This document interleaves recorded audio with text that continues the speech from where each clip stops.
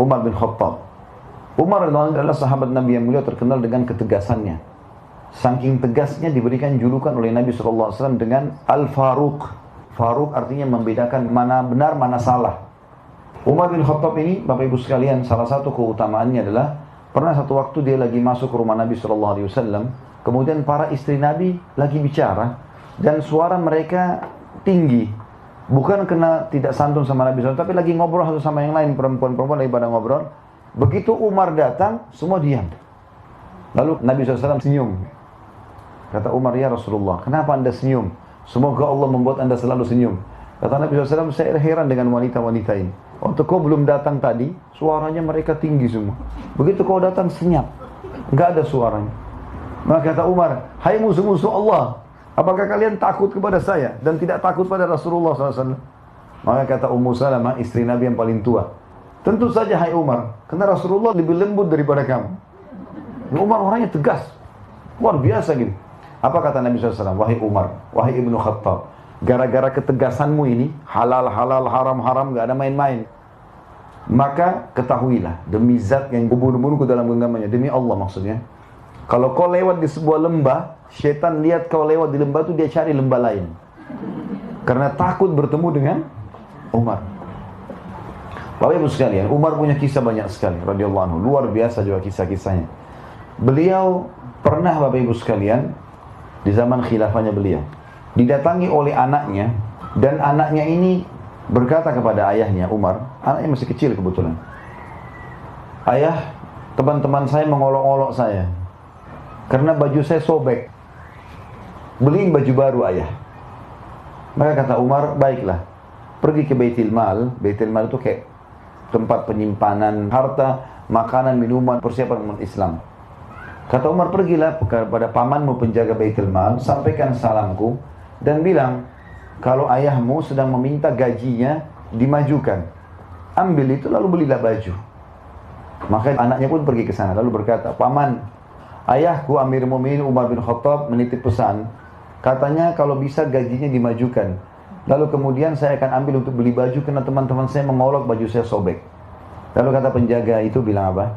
Sampaikan salam kepada ayahmu Amirul Mukminin. Bilang, apakah ada jaminan bahwasanya ayahmu masih bisa hidup sampai akhir bulan sehingga dia bisa bayar itu?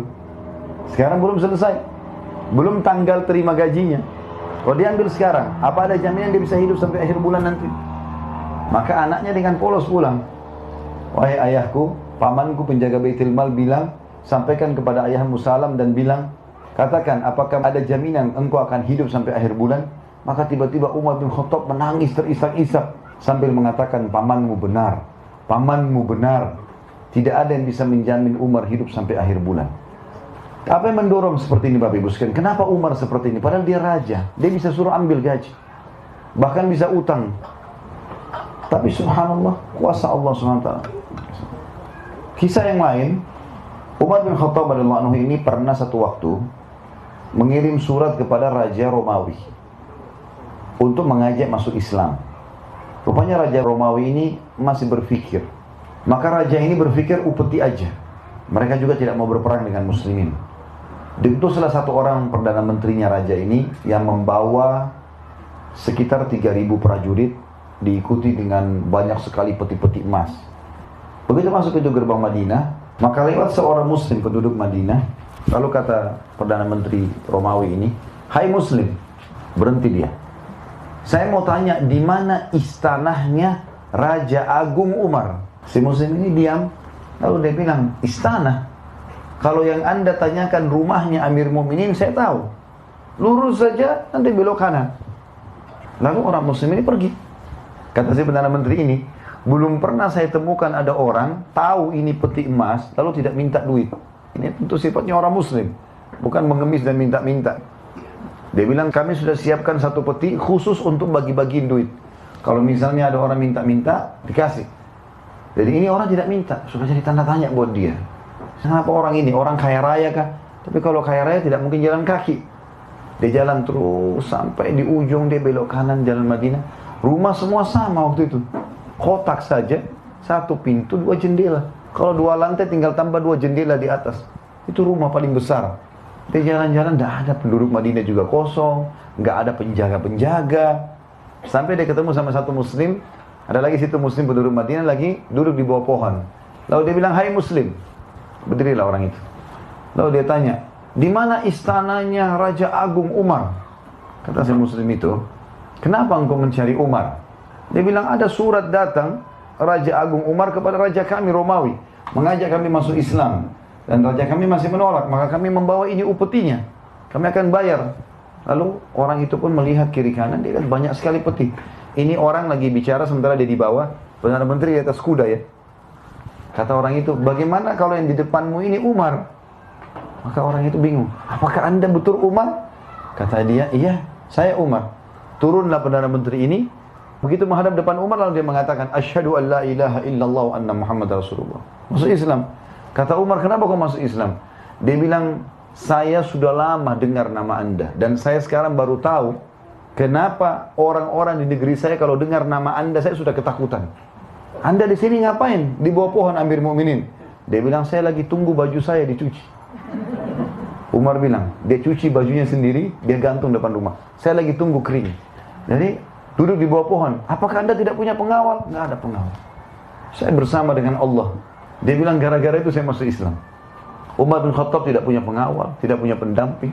Duduk sendiri dengan keyakinan bahwasanya dia bersama Allah. Dan di zaman beliau, itu Islam sudah menguasai setengah dunia.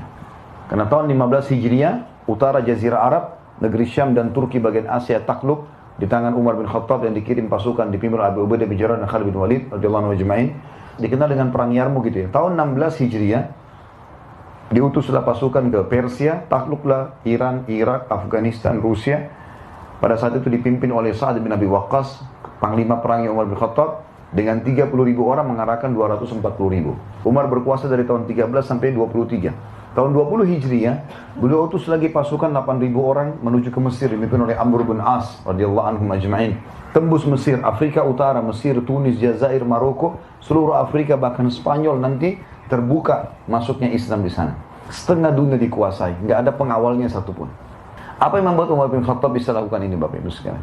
Bahkan Umar bin Khattab tidak pernah tidur di malam hari kecuali sudah keliling Madinah, tidak ada pengawalnya, sendirian jalan. Kisah yang masyhur mungkin Bapak Ibu pernah dengar, kalau sudah mendengar alhamdulillah, kalau belum dengar bisa diambil pelajaran. Satu malam Umar bin Khattab pernah sakit 3 hari, nggak keluar, dan biasanya beliau keluar setiap hari. Lihat orang-orang Madinah kalau sudah tidak ada lagi yang perlu baru dia tidur. Sendirian jalan. Hari keempat beliau keluar. Jalan terus sambil ke pinggir kota Madinah, ada api unggun. Mampir ke sana ada seorang ibu, anak-anaknya 3 orang lagi nangis di depannya. Lalu kata Umar setelah salam, wahai amatullah. Amatullah ini maksudnya hamba Allah, perempuan. Kalau laki-laki Abdullah. Wahai amatullah, ada apa denganmu? Dia bilang pemimpin negeri ini tidak adil. Dia nggak tahu kalau ini Umar. Kata Umar, kenapa? Dia bilang, saya sama anak saya sudah lapar 3 hari. Jadi 3 hari yang Umar tidak keluar, di situ ada kelaparan. Ya Allahu alam pemimpin kita sekarang ini bagaimana keadaannya negara-negara Islam yang tidak pernah mau tahu keadaan masyarakatnya. Semoga saja mereka diberi hidayah ya. Kalau ada yang meluangkan waktu, alhamdulillah. Karena ini tanggung jawab semuanya kan. Berapa banyak orang yang kelaparan. Umar 3 hari nggak keluar sudah ada orang kelaparan. Dan orang ini sudah langsung memvonis Umar tidak adil. Dia tidak tahu kalau ini Umar. Kata Umar, lalu apa yang kau masak? Diangkat pancinya, batu. Batu dimasak dengan air. Kenapa kau masak batu, hai ibu? Dia bilang, supaya anak-anak saya mengira saya masak. Enggak ada makanan, mau ambil makanan dari mana? Maka dengan seperti itu mereka kecapean, nangis, tidur. Itu yang saya lakukan selama 3 hari. Maka Umar bilang, baik, tunggulah sebentar. Umar tidak pakai tunggu, langsung ke Baitul Mal. Ngambil gandum, ngambil segala macam kebutuhan, dipikul sama Umar. Ada satu sahabat, lagi lewat, lihat, Amir Mu'minin, wahai pemimpin orang beriman, raja maksudnya. Apa yang anda pikul ini? Mau kemana? Kata dia, ada yang saya pikul, makanan. Kata dia, baik, biarkan saya bawa. Kata dia apa? Apa kau ingin memikul dosaku hari kiamat? Tidak usah ikut-ikutan. Ini tanggung jawabku ini. Orang ini penasaran, diikuti dia. Ini Umar mau kemana? Umar jalan sampai pinggir kota Madinah, tengah malam ini.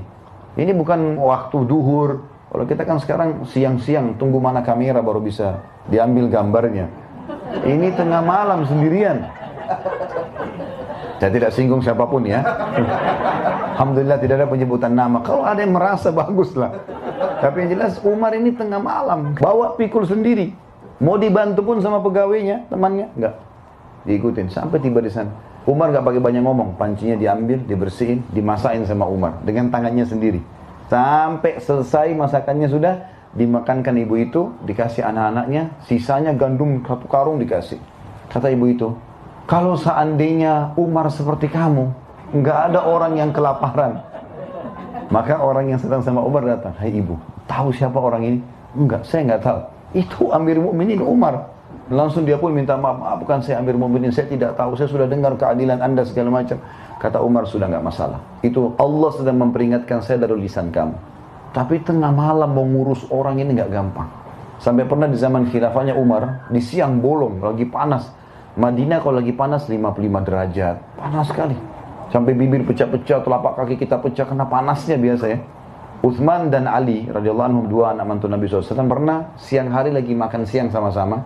Waktu mereka mau bubar dari makan siang, lewat lagi panas, saking panasnya mereka tutup wajah mereka dengan imamahnya.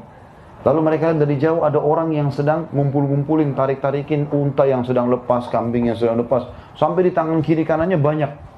Kata Utsman kepada Ali, siapa orang siang-siang bolong begini mau ngurus-ngurusin ini nih? Unta-unta, dan ini kelihatannya bukan unta dia, karena unta-unta yang lepas dipegangin sama dia, ditarik, kambing dikumpulin banyak. Kata Ali, saya juga tidak tahu, ayo kita lihat, mungkin kita bisa bantu. Begitu mereka dekat, mereka lihat Umar radhiyallahu anhu. Umar gak tidur siang, gak apa, ngurusin unta-untanya sama kambingnya masyarakatnya yang lepas, dikembalikan ke rumah masing-masing. Siang hari bolong.